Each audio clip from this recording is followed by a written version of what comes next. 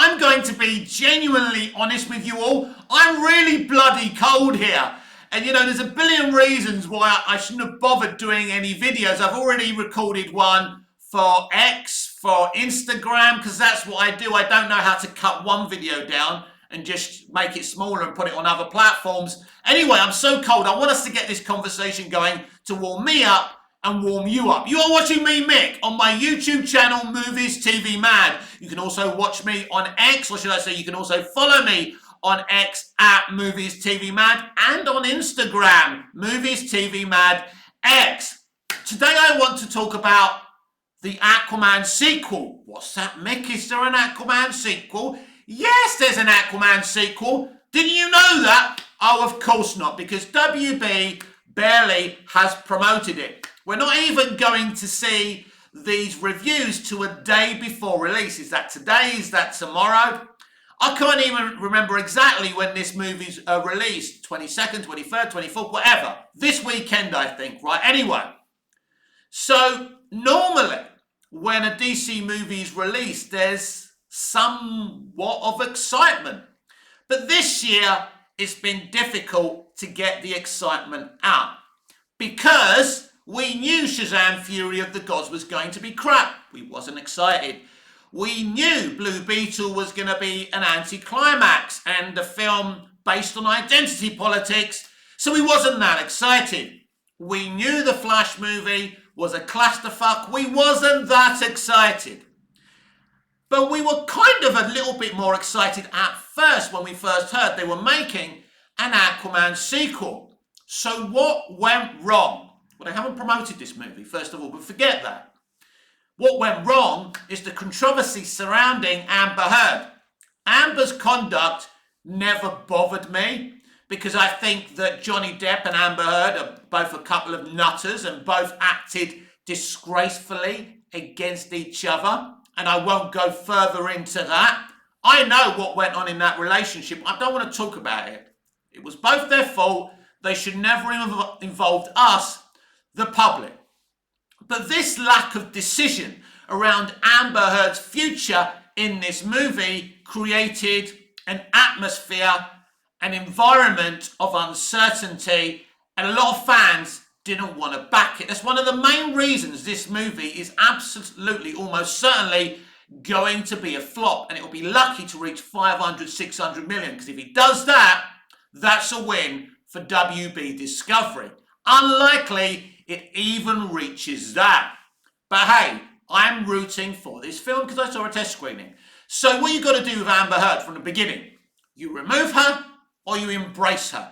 What you don't do is say, right, this is an uncomfortable situation. Let's just reduce her role to 20 minutes. What's the point? She's still there. You see, if you go and see this film, that 20 minutes seems a lot longer. It doesn't seem like only 20 minutes because she's there, she's here, you know. That's how it works. You don't just bang her in 20 minutes back to back.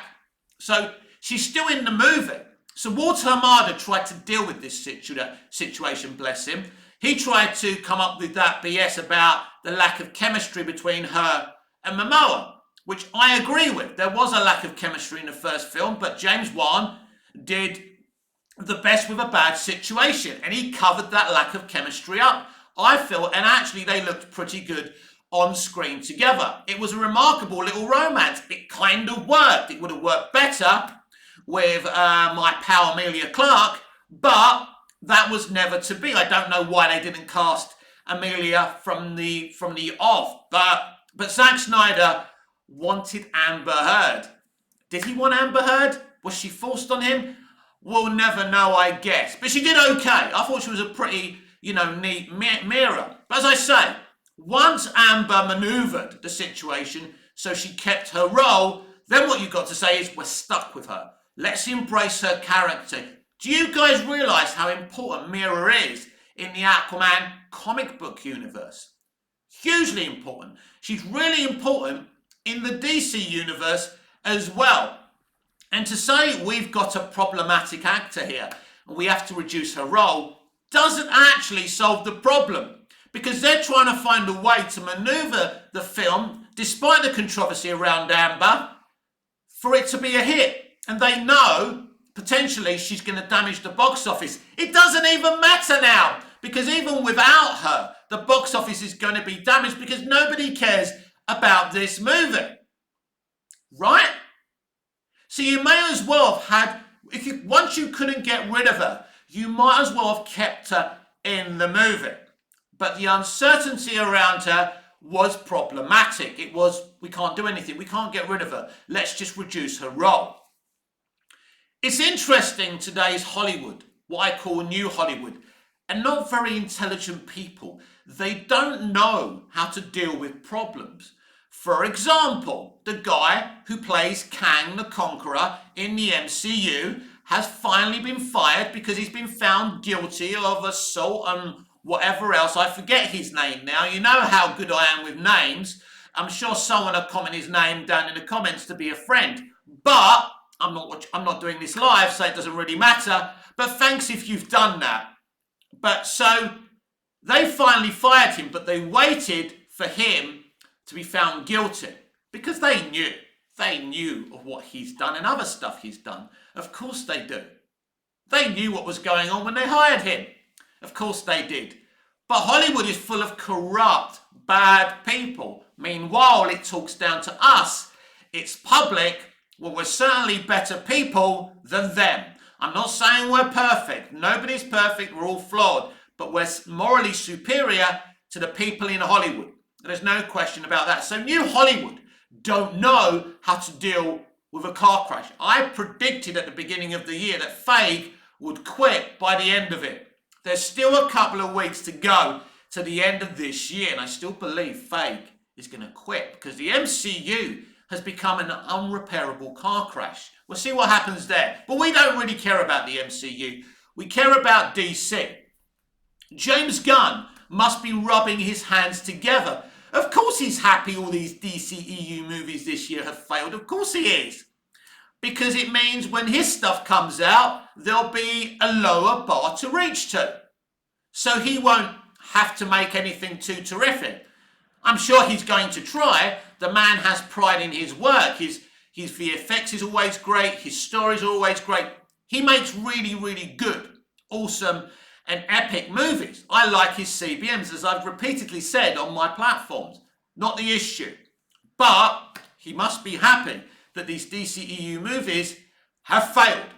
And failed they have. What's very, very interesting is about the DCEU situation. They fired Snyder to improve their box office. But apart from once, with Aquaman and the Lost Kingdom. No, let me say that again. Not Aquaman and Lost Kingdom. That's not going to make $1 billion, is it now? Be a miracle if it did, but it won't. No, apart from once with the first Aquaman movie, they haven't made big money since Zack's left. In fact, Man of Steel and Batman vs Superman has made more money than Shazam, Shazam 2, Blue Beetle, The Flash, Birds of Prey, The Suicide Squad, Wonder Woman 84, and anything else I've missed out. Man of Steel made more money than all of those films. Still not good enough for a Superman movie, but better. They fired him to make more money, and they've made less, and BVS made $850. The first Suicide Squad made more money than all those movies I've just listed. Wonder Woman, the first Wonder Woman that Zack co-wrote and co-ghost directed, as far as I'm concerned, made more money than all those films that after Zack left. Apart from the first Aquaman, right? That's if that film really made $1 billion. Who am I to say? I don't believe Barbie made $1 billion. But I can't prove it. It's just hearsay, isn't it? But that's the point. They didn't improve their box office apart from once since Zack Snyder left. So really, if Zack stayed, they would have broken even. The first Justice League would have made the same as BVS. You know, worst case scenario, it would have made the same as Man of Steel, which Justice League did anyway. They weren't going to lose anything, but I think that Justice League 2, and if there was a Justice League 3, would have made around $850, right? Like BVS. Because there is an interest in Zack's DC movies from his fans. The people who saw MOS and brought it $650 were still going to watch his remainder of DC movies and BVS. People were interested. More interest was in Zack's stuff than we saw with Shazam, Shazam 2, Blue Beetle, etc., etc., etc., right? Even worse, Zack's movies are better than their movies. Even Aquaman that I love, even Black Adam that I love. Zack's movies, let's be honest, whether you like them or not, are far superior to Shazam, Shazam 2, Blue Beetle, The Flash, Wonder Woman 84, The Suicide Squad. Zack's movies are superior and more profitable than the movies they replaced him with. It's there in black and white, people. Zack Snyder was more successful than these people, and they fired him to make more money. And if they did consistently, then I would say, well done, you made a tough decision. I prefer Zack's stuff, but still, you made money. So, in other words, for your business, you made the right decision. But they didn't. Because once you get rid of Snyder, as we've said a billion times, you should have rebooted and started again, like you're doing with Gunn now. That's the way to do it. At least you give yourself a chance with a new vision and a reset, right? We've got a break from, like, any DC films that are part of a universe. We've got Joker next year. We've got Penguin on Max, which is a different thing entirely. We've got Creature Commandos, right? Which should be exciting. An animated series from Gunn. But Superman Legacy doesn't hit theatres till July of 2025. That's a good break. That's a really good break. And even Gunn said that's brilliant for the reset. And I think it is brilliant because you wouldn't want the DCEU movies coming out next year. The truth is, as I've also said before, these DCEU movies that we saw this year should have all got a tax write-off. People would have went nuts. People would have complained. But did you really lose anything? Would you have lost anything from not seeing Shazam, Fury of the Gods, Blue Beetle, The Flash? And even Aquaman and the Lost Kingdom that I've seen and you haven't. Aquaman and the Lost Kingdom's alright. It looks good. The Black Manta element is the success of this movie. And maybe we should talk a little bit about Aquaman and the Lost Kingdom. And what type of movie it is. Because I've kind of discussed this before, but let's kind of peel back the layers because, you know, today or tomorrow, whenever, we're going to get the reviews, the full reviews. It's going to be interesting what the critics say. But clearly, because they're waiting a day before release, it's clear they know the reviews are going to come in really bad. Will they be as bad as Rebel Moon? I don't know. We'll have to see what happens there. But I think this is what critics are going to say. They're going to say that the Black Manta element is fantastic and compelling. His revenge plan is very emotional, and what he does to Aquaman, aka Arthur Curry, is very powerful stuff. But the rest of it, you can grab and throw in the bin. They swapped out, basically this is what they did. They swapped out Mira and put Orm in her place. That's all they did. It's the same shit from the first movie. The environmental commentary is there, but most of it was thrown in the bin. And it was all Jason Momoa's idea. And Jason, from his own mouth, has already told us they binned a lot of that stuff. So there's a lot wrong with this movie, but there's also a lot right with this movie. In other words, it's a typical DCEU movie. There's good and bad in it, which doesn't make for a very good, complete movie. Does it? No, it's like Black Adam. There's lots of really good stuff with Black Adam. But the third act, that third act CGI battle is pants. That's what lets that film down. The first act is brilliant. The second act is brilliant. I can't even complain about seeing Amelia Harcourt in that film. That bit works when they take Adam and he gives up. That's a compelling moment in the film. All of that works, and when he sees his family in the afterlife, that's powerful shit. It's only that stupid CGI battle that really doesn't work. They couldn't think of anything. I mean, people complained about the CGI villain-hero battle in the first Wonder Woman. I actually think that works because basically Diana embraces love and beats the villain. And I think that's great because he's saying, hey, come on, hey. So I loved that. It wasn't just a pointless CGI battle, as some critics said. But, you know, basically, there is a lot wrong with Aquaman and the Lost Kingdom. And as I say, there's a lot right with Aquaman and the Lost Kingdom. But the truth is, you don't care. Nobody cares. That's the problem here. How did we get to a point where we come to a DC movie? Do you remember the good old days when the DCEU first started? Man of Steel! Yeah, man, I'm hyped! BVS, yeah, man, you see those trailers? Batman and Superman on screen together. Fucking awesome! Suicide Squad, we were even, you know, for David Ayer's first Suicide Squad, even though it's not really his movie. Yeah! We got a new Joker, what's that going to be like? Wonder Woman's coming! Yay! Pretty good movie as well after we saw it. We're getting a Justice League movie. Anyway, we've said all of that before. So then we got an Aquaman movie, which we still were excited about. And we watched it and it was pretty epic and it made money.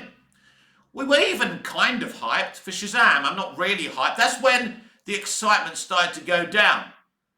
And then we had Birds of Prey born, and then it wasn't exciting anymore. And slowly, the fans' excitement level, not just Snyder fans, by the way, most DC fans, because we all pretend we're excited, because we want to look like loyal fans, right?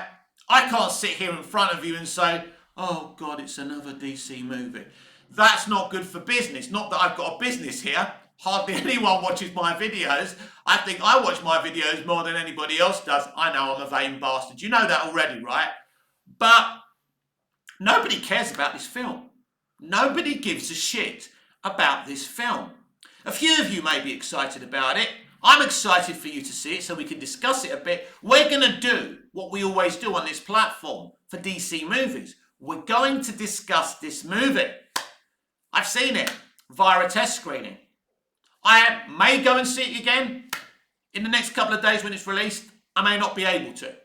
And obviously I've already spoken about Rebel Moon, but I'm gonna watch it again on Netflix when it comes out in the next day or two, and I want to do a review of Rebel Moon. In fact, I'm more excited about doing a Rebel Moon full spoiler review than, I nearly said Black Adam or Black Manta, but Aquaman and the Lost Kingdom. Because it all seems pretty pointless. Because Rebel Moon is going somewhere. It's exciting, it's Snyder. And doesn't that prove a point? That I'm more excited to watch and discuss on my platforms a Zack Snyder once pitched Star Wars project than a DC movie. What does that say to you? That Snyder should never have been removed in the first place. In fact, if they never removed him and allowed Affleck to make his Batman movie and did a proper good Flash movie with the influence of Zack and Zack's free Justice League movies, it would have all been done by now, I think. It would have been over. And then Johns or Whedon, because personally I think Johns and Whedon doing a brand new thing of their own in DC is much better than James Gunn. I mean, Joss Whedon has great quality, but he was thrown into he was thrown into the mire.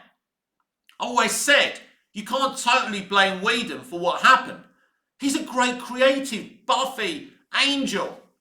The first Avengers was awesome. That was written and directed purely by him. I think him and Jeff Johns, on their own, after Snyder finished his arc, would have really cooked in a rebooted DC universe, which was the plan. And I think that, in a brand new universe, is better than James Gunn, but we will see. But they would have been done by now with Zack's vision. It would have been over. They would have broken even. They wouldn't have lost any money. Because Snyder was still bringing people to the table.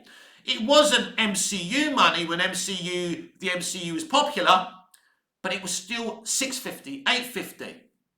It was still enough just to break even, just to finish it off and say, we gave a director his artistic integrity. Financially, it didn't really make us the money we wanted it to, but hey, you win some, you lose some. If they had behaved like gentlemen and ladies, we wouldn't be here now. The Snyder fans wouldn't have risen up. There wouldn't be this divide within the DC fandom. And we wouldn't be sitting here right now underwhelmed about an Aquaman sequel. We would be excited. And you do feel bad for Jason Momoa and Patrick Wilson and James Wan going on stage promoting this movie when they know it's a waste of fucking time. But they've got to do it for the studio. It's part of their fucking job. But it's a waste of time. I don't even think it's a full marketing global tour they're doing. So you see the marketing we're getting on Rebel Moon. It's all over the world. They're going here, they're going there. It's Rebel Moon this, it's Rebel Moon that. Zack Snyder sitting down doing all these interviews is very, very Zack Snyder-like. But Zack Snyder's smart. It was his idea to release, a cut for the general audience and then another cut. Because he said his other cut is a totally different movie. So I'm excited. I think this is a good idea to give the general audience a cut, then give us, his diehard fans, the real cut. That's fine. And people whinging about this are dumb because the thing is, they're moaning because of the reviews. I don't think his director's cut would have changed their minds at the end of the day. When they saw the Ultimate Edition of BVS, they still had the same opinions. They said it's a slightly better movie. It's like when they saw the Snyder Cut. They didn't love the Snyder Cut, critics. They just said it's better than Justice League. Well, anything's fucking better than Justice League, right? So, at the end of the day, critics are critics. They don't get Zack Snyder. Zack Snyder breaks the filmmaking rules.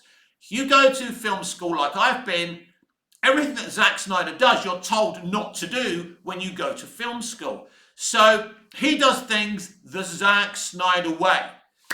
We're not here to talk about Zack Snyder, though. We're here to talk about the DCEU finishing and the lack of excitement for Aquaman and the Lost Kingdom.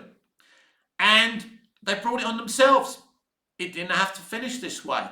They could have restarted, Zack would have been finished, and it would have been fine.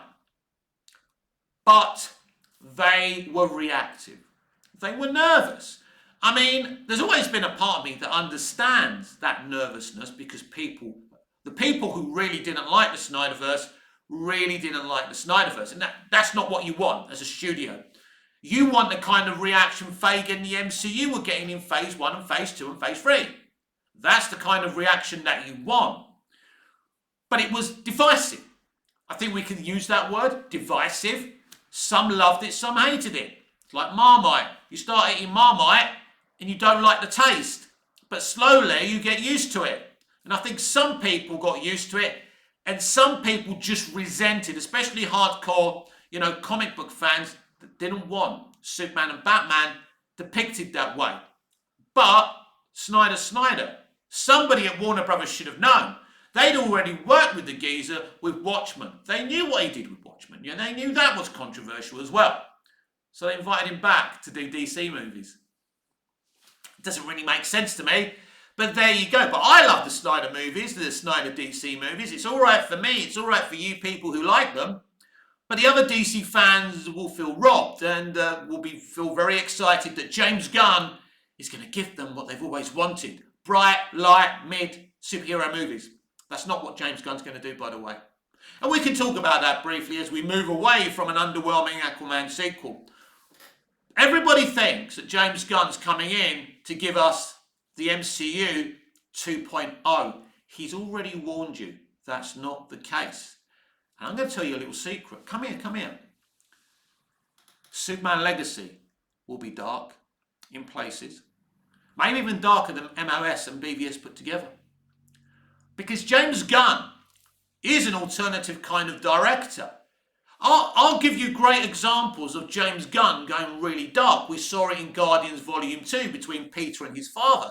Ego the Living Planet. Got really dark there. I killed you. I gave your mum cancer. That's dark shit, right?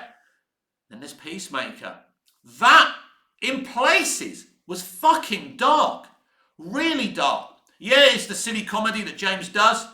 So don't think that this new DC universe is a happy-clappy copy of the comic books, of the animation.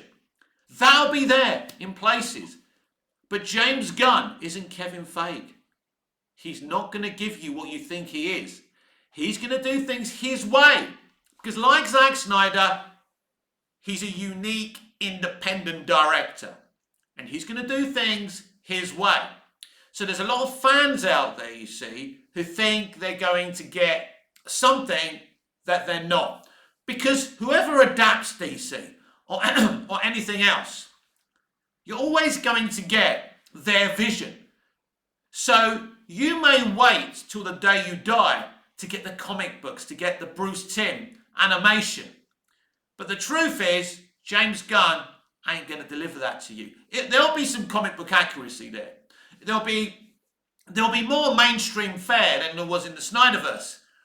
But what he does is, he's light there, he's funny there, but he hits you with the darkness when you're not expecting it. And we've seen it, as I say. Peacemaker, Guardians Volume 2. This is why a lot of people didn't like Guardians Volume 2. Because it was dark. I loved Guardians Volume 2. And in places, I preferred it to the first movie. There was a lot more depth to Guardians Volume 2, if you ask me. So no, James Gunn isn't the creative that they think he is. I've seen them. These DCU accounts shilling James Gunn like he's going to give them this, like he's going to give them that. He hasn't really told them what he's really doing with Superman Legacy. Nobody really knows what's going on with Superman Legacy. All we know is there's going to be lots and lots of DC characters and it's going to be a living, breathing DC universe. But we don't really know what the film's about, do we? We know Superman is a year into his career as a superhero. Is there a Justice League? Isn't there a Justice League? Well, we don't know. We know there's a Lex Luthor. We don't know what he's doing in the movie. He said it's going to be something very, very different. And I believe him. He used the term, Dick Donner's term, verisimilitude, the other day. A very interesting term. But don't be fooled that he's going to give you the Dick Donner Superman or the Bruce Timm, DC. Because he's not. He's going to do his own thing. Now, that either works or it doesn't. Because this is not like making Guardians. Because when the first Guardians came out, it was a surprise hit. And that's good. Because nobody knew what that was going to do. Feige must have had a good feeling about James Gunn and that feeling was rewarded. But nobody on the outside really knew if those films would even do anything. And they did. That first film really, really popped. And it was better Star Wars than Disney had given us up to that point. Did we have Star Wars then at Disney? I don't know. Anyway, so I don't think that this DC universe we're getting is the DC universe everyone expects. Because he's keeping his cards close to his chest. We don't really know who the main villain in Superman Legacy is going to be. Yes, we've seen a couple of characters that he says, I don't like calling them villains. I think that's his way of saying they're not the main villain.